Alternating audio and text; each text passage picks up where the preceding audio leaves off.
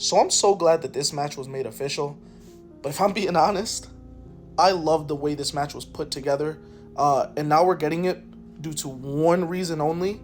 And it's the most simplest thing ever. Like, pro wrestling doesn't have to be complicated all the time. And the fact that this feud right here isn't super overly complicated is what makes it just really appalling to me. So let me explain to you the simplicity of this feud.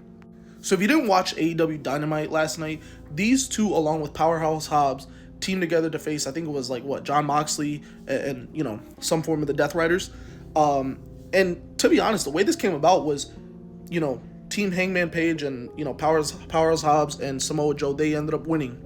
And after the match, Hangman Adam Page just, you know, taps Samoa Joe on the chest with his title, and Samoa Joe's title falls to the floor, like the trios title. And Samoa Joe took that as a symbol of disrespect.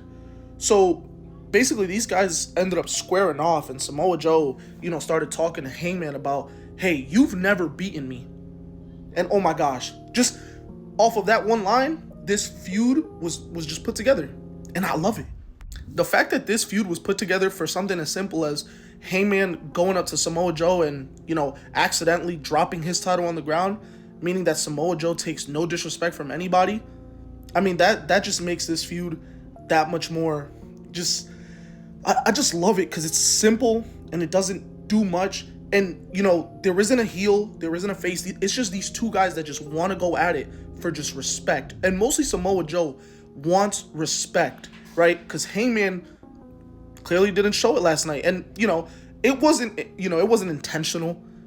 It was by mistake. But it happened, and now Samoa Joe feels disrespected by it. So now, because Hangman hasn't beaten him, now Samoa Joe wants to beat the respect into Hangman Adam Page, and I just love that shit. Like, come on, why can't we get more feuds like this where it's just simplicity?